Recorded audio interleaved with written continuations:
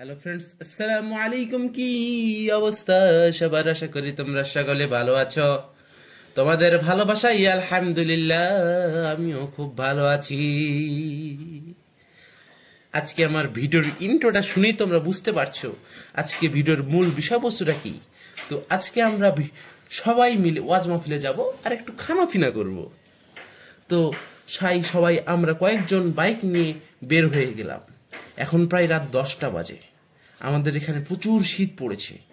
এই শীতে কাঁপতে কাঁপতে পৌঁছালাম ওয়াজ মাহফিলে।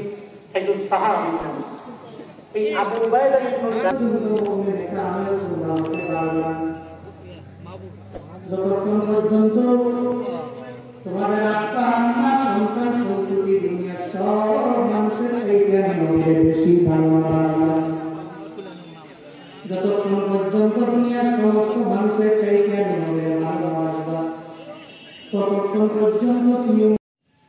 ওয়াজ শুনতে শুনতে প্রচুর ক্ষুধা লাগছে, তাই একটু খানাপিনা করতে আসলাম।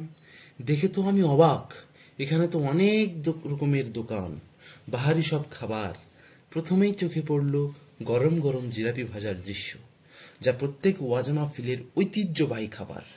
ওইখানে 2 রকমের জিলাপি পাওয়া যাচ্ছিল, একটি গুড়ের, অন্যটি চিনির।